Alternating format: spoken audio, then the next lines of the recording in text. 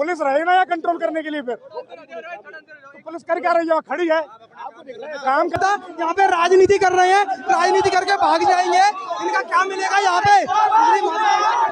साथियों इसकी और बाहर चलिए।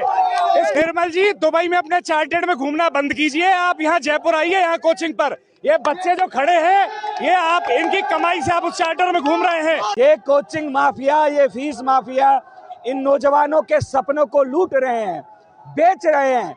जो आपकी मर्सिडीज में तेल डल रहा है, ये उस किसान के पैसे का है, किसान की मेहनत का है, जिस मर्सिडीज में आप घूम रहे हो। नमस्कार, स्वागत, सत्कार, बेहद आभार दोस्तों। मैं हूं आपका दोस्त नीरज शर्मा, जयपुर शहर के अंदर उपस्थित है।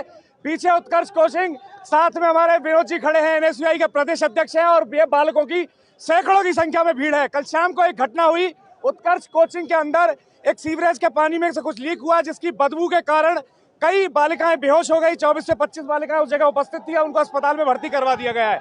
कोचिंग सील कर दिया, तमाम तरह का यहाँ आज छात्र हंगामा कर रहे हैं। विनोद जी, क्या स्थिति है कल की घटना के बारे में सबसे पहले बताएं। देखिए, सबसे पहले तो सीवरेज लीक नहीं हुआ, सफोकेशन हुआ है, वेंटिलेशन की कोई व्यवस्था नहीं थी। इसको लेके जो है ना, ये मामला सारा हुआ है। इस मामले को दबाया जा रहा है, समझे। आप देखिए किस तरीके से निर्मल जी डरे हुए हैं इस मामले से, ये बाहर नहीं आनी चाहिए, मामले को दबाया जाना चाहिए। कुछ बच्चे चयनित करे, छोटे भाई हमारे, छोटे भोले भाई हैं, उनको चयनित करके यहाँ अपने समर्थन में खड़ा कर रहे हैं, लेकिन वो भाई भी जानते हैं सही और गलत क्या है। तो मैं आपकी जानकारी के लिए बता दूं, पत्रकार महोदय, आप हमारे भाई हैं, सच का आईना है और इस लोकतंत्र का पिलर हैं। वो जो है एक गैस रिसाव जो है कोई सीवरेज का नहीं था। अगर आप 100 बच्चों की कैपेसिटी में 1000 बच्चों को पढ़ाओगे, जब हम सांस लेते हैं और छोड़ते हैं और कमरे में कोई वेंटिलेशन नहीं होता है। अभी क्या स्थिति है यहाँ, अब ये क्या सोल्यूशन इसका निकाला जा रहा है? बस सुन रहे, कोचिंग सील कर दी गई है। बिल्कुल, कोचिंग को सीज किया गया है, ये हमारी लड़ाई है, लेकिन हम ये चाहते हैं कि 2 दिन बाद ये सीज जो है ना ओपन नहीं किया जाए। हम चाहते हैं कि एक निर्मल जी से हमारी लड़ाई नहीं है, उत्कर्ष से लड़ाई नहीं है, हमारी तमाम जो कोचिंग माफिया है ना, इनसे लड़ाई है। फीस को कम किया जाए, गवर्नमेंट के रूल रेगुलेशन को फुलफिल किया जाए। विनोद जी, लड़ाई किस तरह करेंगे यहाँ उत्कर्ष कोचिंग के सामने बैठकर? सोल्यूशन क्या है इसका? एक कक्षा में 1200 बच्चे पढ़ रहे हैं, सफोकेशन ऐसी हर जगह होगा, ये कोचिंग से इनके अंदर सब जगह ऐसी स्थिति है, सॉल्यूशन कैसे आएगा इसका? मैं और आप चलते बताइए, कोचिंग में सबको चेक करते हैं, कहाँ बेसमेंट में कितने बच्चे बैठ रहे हैं। एक कोचिंग में ये लोग 1200 बच्चे बैठाते हैं, बताइए। तो आप बताइए, तो इसके लिए हम बच्चों की जान खतरे में डाल दें? नहीं, कतई खतरे में न डालें। दिल्ली के अंदर घटना हुई, उसका इंतजार कर रहे हैं, जयपुर में क्या कर रहे हैं वही जानना चाह रहा हूँ। खाने में पानी भर गया, आगजनी हुई, बच्चे जल गए। इसके लिए सॉल्यूशन ये है कि कोचिंग हब बनाया गया। जी को बुला लो, आ जाए तो उनसे ही बात करेंगे। कोचिंग हब बनाया गया, कोचिंग हब बनाया गया, वहां पे शिफ्ट किया जाना चाहिए। अगर यहाँ पे भी कोचिंगे हैं तो उनको नॉर्म्स के आधार पे चलाया जाना चाहिए। 50 बच्चों की सिटिंग है तो 50 बच्चे ही क्लास में बिठाए जाने चाहिए, 51 बच्चा नहीं बैठेगा। इसके साथ साथ सरकार को ये भी तय करना चाहिए, फीस जो है एक नॉमिनल होनी चाहिए। 1.5 लाख ये लोग फीस ले रहे हैं, इनका टर्नओवर 500 करोड़ रुपए का साल का है।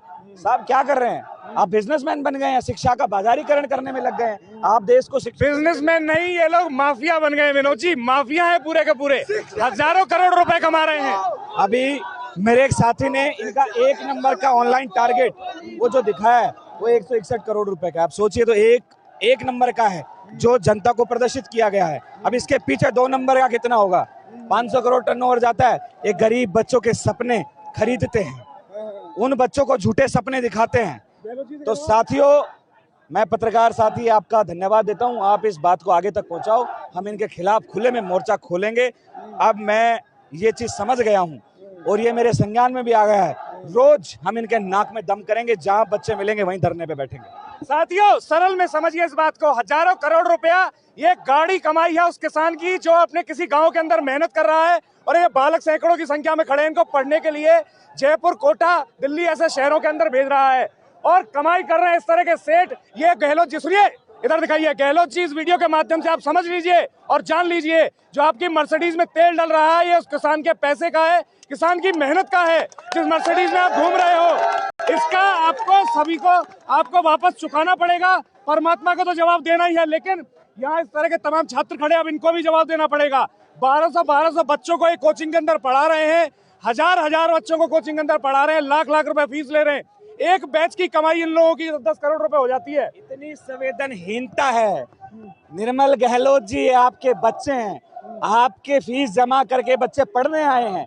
आपके अंदर इतना भी प्रेम नहीं था कि आप अपने बच्चों से मिलने आए, आप उनसे बातचीत करें, उनके परिवारजनों से बातचीत करें, उनको आश्वस्त करें कि मैं तुम्हारे साथ में हूं, जो गलती हुई उसको स्वीकार करते हम उसको सुधारने का प्रयास करें। निर्मल जी, दुबई में अपने चार्टर्ड में घूमना बंद कीजिए, आप यहाँ जयपुर आइए, यहाँ कोचिंग पर। ये बच्चे जो खड़े हैं, ये आप इनकी कमाई से आप उस चार्टर में घूम रहे हैं। रोटी खाना मुश्किल हो जाएगा अगर ये बच्चे कोचिंग में आना बंद करते हैं।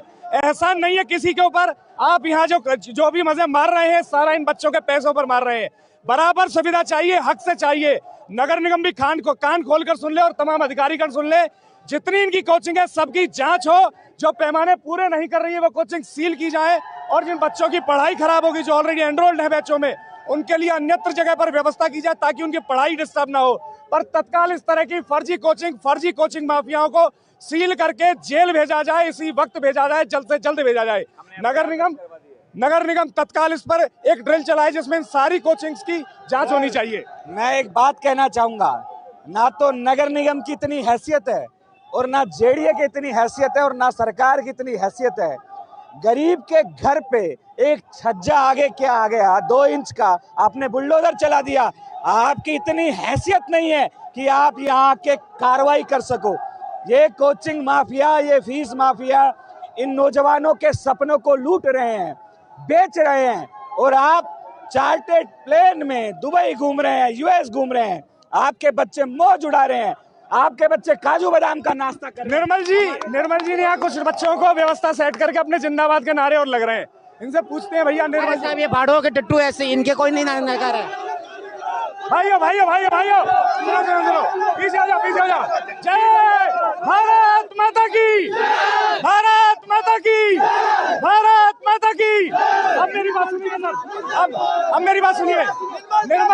निर्मल गहलोत के जिंदाबाद के नारे कौन लगा रहा है? क्यों मुर्दाबाद के नारे लग रहे हैं, मुर्दाबाद। मत पकड़। हमारी कोचिंग की पढ़ाई बर्बाद हो रही है। अरे सुन, पीछे हो जाना थोड़ा। पढ़ाई अगर बर्बाद हो रही है तो निर्मल गहलोत अन्य व्यवस्था करके देगा। ये हमारी कोचिंग को चालू रखेंगे, उचित मैनेजमेंट मिलेगा, हमारी क्लास। अरे मैं यहाँ दिखेगी बात, यहाँ दिखेगी। ये छात्र नेता यहाँ पे राजनीति कर रहे हैं, राजनीति करके भाग जाएंगे, इनका क्या मिलेगा यहाँ पे? साथियों, इस कियोस्क बाहर चलिए। इस कियोस्क में बात करना मुश्किल है, लेकिन सरल में आप ये समझ लीजिए, कुछ बच्चों को प्रायोजित तौर पर यहाँ बैठा के निर्मल गहलोत अपने चार्टर्ड में कहीं मजे मार रहे हैं, और यहाँ इन बालकों को परेशान करके यहाँ अपने नारे लगवा रहे हैं। इन बालकों की पढ़ाई मारी जा रही है, इनका पैसा बर्बाद हो रहा है, इनके परिवारजनों का पैसा बर्बाद हो रहा है। निर्मल गहलोत जी मजे मार रहे हैं, कहीं घूम रहे हैं अपनी लंबी गाड़ी में। नहीं घूम रहे। क्या कर रहे हैं? सुन क्या कर रहे हैं? इधर पीछे आइयो, एक सेकंड, सब सुन ले। निर्मल गहलोत क्या कर रहा है फिर? निर्मल गहलोत क्या कर रहा है? निर्मल गहलोत सर हमें पढ़ाने नहीं आते हैं। निर्मल गहलोत सर हमें पढ़ाएंगे नहीं, हमें हमारे टीचर पढ़ाएंगे। हमें अपने टीचरों से हमारे सामने की बात नहीं, सवाल पूछ रहे हैं सर। पूरा हिस्सा हमारा। आगे आप कहाँ थे फिर? फालतू बात कर रहे हैं हम। हम आराम से ही कर रहे थे बात। रोड से साइड में ही थे हम लोग, 2 बच्चों को साइड में लेके आए हैं। पुलिस रहे ना या कंट्रोल करने के लिए? फिर तो पुलिस कर क्या रही है? खड़ी है, काम कंट्रोल करे ना फिर उनको। हमें दिख क्या रहा हो रहा है ना सर, आप तो यहाँ से हमें वापस लेके जा रहे हैं अभी, और फिर आप यूँ कह रहे फालतू बात कर रहे हैं। हम फालतू बात करते हैं? हम क्या माहौल बिगड़वा रहे? फिर वो कर क्या रहे हैं? खड़े पुलिस वाले रोके ना वो इनको। अरे सड़क पे आने से रोके ना, फिर वो रोड पे नहीं आ रहे, सड़क पे आने से वो रोके ना, फिर ड्यूटी तो कर रहे हैं। साइड में ही है, आ जाओ भाई, साइड में आ जाओ, साइड में करेंगे बात, आ जाओ।